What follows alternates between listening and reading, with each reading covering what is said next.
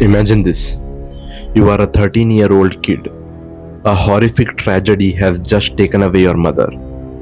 You are stranded in the middle of the absolute densest, most dangerous, most unforgiving jungle on the planet Earth.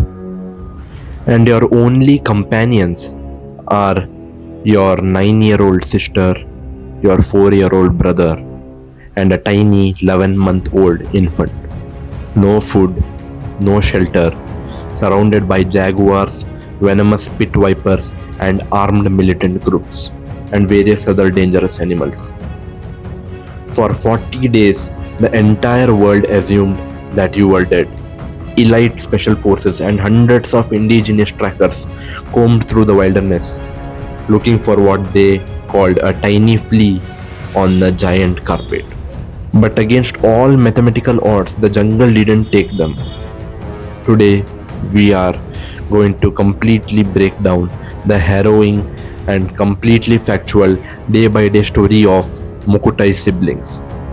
This is the real story of Operation Hope. It all started on May 1st, 2023. Magdalena Mukutai, a mother from the indigenous Huitoto tribe, boarded a tiny Cessna 206 propeller plane. She had her 4 children with her: 13-year-old Leslie, 9-year-old Soleni, 4-year-old Tian, and 11-month-old baby Christine. They were fleeing their remote village due to escalating threats from armed guerrilla groups, that is, the armed militant group operating within the region. They were flying to meet their father to start a new and safe life, but they never made it. Mid-flight, the pilot radioed a catastrophic emergency, total engine failure. Within minutes, the plane fell off the radar, plunging directly into a dense, remote patch of the Amazon rainforest. For reference, Amazon rainforest, Amazon jungle, it covers over 2.1 million square miles. The specific search area alone spans over 120 square miles of dense, trackless wilderness. Looking at the scale from above, it looks like a solid, beautiful green ocean. But beneath that roof of leaves lies a terrifying truth. The canopy is so incredibly thick that it blocks out over 90% of all the sunlight. Down on the forest floor, it is a world of perpetual twilight. Even in the absolute middle of the day, it feels like pitch black night. You cannot see more than a few feet in front of your face. It took search teams 2 grueling weeks just to locate the wreckage through the suffocating ceiling. When elite commandos finally rappelled down into the gloom, they found a grim scene. The front of the plane was obliterated. The pilot, a local guide, and the children's mother had tragically lost their lives. But as the soldiers carefully inspected the cabin, their hearts stopped. The seats where the 4 children had been strapped in were relatively intact, and there were no bodies. Instead, they found half-eaten fruit pieces, a discarded baby bottle, and small footprints leading away from the wreckage.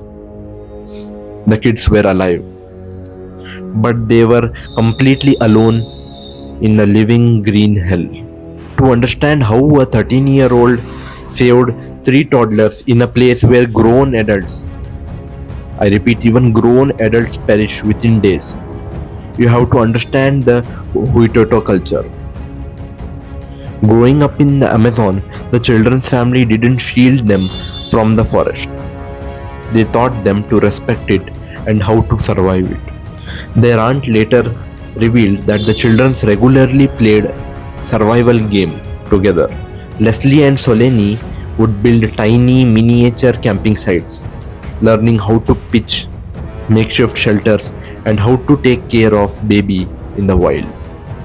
That game somehow became their reality. Days 1 to days 2. Gathering supplies. Before leaving the crash site, 13-year-old Leslie scavenged the wreckage.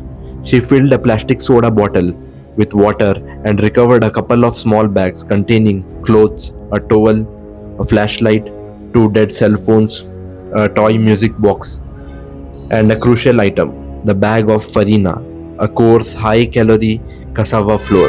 From day 3 to day 10, they started building fortresses. Using her hair ties, hairpins, palm leaves, and sturdy branches, Leslie built a small, low-profile shelter to shield the toddlers from the torrential near constant rainstorms. At night, they didn't sleep on the ground. They wedged themselves inside the giant hollow tree trunks to stay hidden from the nocturnal predators like jaguars, foraging by memory, days 11 to day 40. When the cassava flour ran out, Leslie relied entirely on ancestral knowledge passed to her down by her elders. She knew exactly which fruits were lethal, which were poisonous, and which were safe. She tracked down the avichar tree, gathering sweet passion fruit like seeds rich in sugar, and harvested avocado like milpesos palm tree fruits to keep her siblings fed. Back in civilization, the search operation grew into a massive, unprecedented national obsession called Operation Esperanza, that is, Operation Hope. It brought together two groups that historically mistrusted one another. Over 100 heavily armed Colombian special forces, commandos, and more than 70 indigenous volunteers who knew the spiritual and physical layout of the jungle. The logistics were mind-boggling. The canopy was so thick that visibility on the ground was less than 60 feet.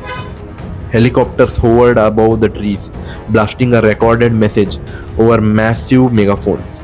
It was the voice of the children's grandmother, speaking in their native Huitoto language, pleading, "Leslie, stay in one place.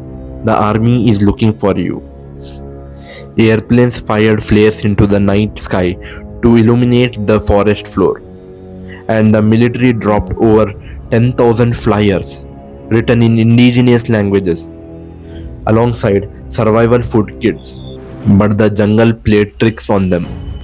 The children were terrified of the noise, hearing heavy boots, helicopters, and loud noises echoing through the dark woods. They didn't realize it was a rescue team.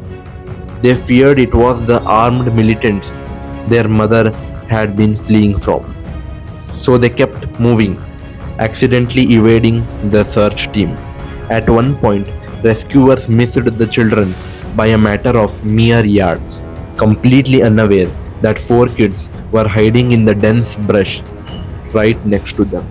And then came Wilson. Wilson was a highly trained Belgian Malinois tracker dog with the Colombian army. During the search, Wilson picked up the scent of the children's discarded baby bottle. In his excitement, he chewed through his collar and bolted ahead into the wilderness, lost to the sight of his handler. Days later, trackers found Wilson's paw prints directly overlapping with the small footprints of the children. When the children were later interviewed, they confirmed a heartbreaking detail. Wilson had actually found them. The loyal dog stayed with the children for several days, keeping them company and offering comfort in the dark. But before the army could reach up, Wilson vanished back into the Emerald Abyss. To this day, despite extensive efforts to find him, Wilson remains lost to the Amazon. He is truly a national hero of Colombia and humanity.